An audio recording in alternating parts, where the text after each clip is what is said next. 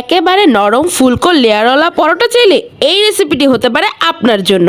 এটি এত সফট যে দাঁত না থাকলেও মাড়ি দিয়ে চিবিয়ে খেয়ে ফেলা যাবে। পরিবারের সবাইকে একবার বানিয়ে খাওয়ালে নিশ্চিত সবাই আপনার প্রশংসা করবেই। পরোটাটা বানানোর জন্য প্রথমে আমি 2 কাপ ময়দা নিয়ে নিচ্ছি।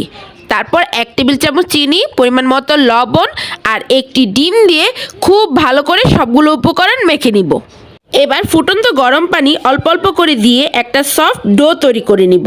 খুব ভালো করে উল্টে পাল্টে একদম ঠেসে ঠেসে মেখে নিচ্ছি। ডো তৈরি হয়ে গেলে এর উপরে একটু তেল মাখিয়ে ঢাকনা দিয়ে ঢেকে রেস্টে রেখে দিব 10 মিনিটের জন্য। 10 মিনিট পর ঢাকনাটা খুলে একটু বড় বড় সাইজের লেচি কেটে নিব। তারপর লেচিগুলোকে পরোটা বানানোর জন্য রেডি করে নিচ্ছি। এবার এই লেচির উপরে তেল মাখিয়ে ঢাকনা দিয়ে আবার ঢেকে রেখে দিব।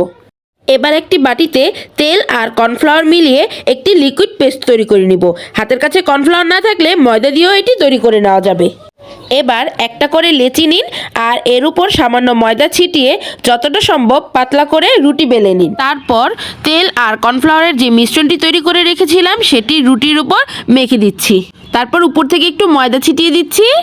তারপর ঠিক মাঝ বরাবর একটু ফোল্ড করে দিয়েছি। এবার এর উপরেও লিকুইড পেস্টটা লাগিয়ে একটু ময়দা ছিটিয়ে নিচ্ছি। এবার উল্টো দিক থেকে আবার ফোল্ড করে নিচ্ছি।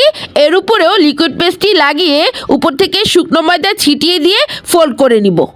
এবার এটিকে পাতলা করে বেলে নিতে হবে। অন্যদিকে চুলায় প্যান গরম করে নিয়েছি। এর মধ্যে পরোটাটি দিয়ে এপাশ ওপাশ একটু প্রথমে ছেঁকে নিব। তারপরে সামান্য তেল দিয়ে উল্টে পাল্টে পরোটাটি ভেজে নিতে হবে। চুলার আঁচটি মিডিয়ামে রেখে এই কাজটি করতে হবে। এভাবে বাসায় একবার বানিয়ে খেয়ে দেখবেন, রেস্টুরেন্টের পরোটা আর খেতেই ইচ্ছে করবে না। রেসিপিটি ভালো লেগে থাকলে কমেন্ট করে জানাবেন।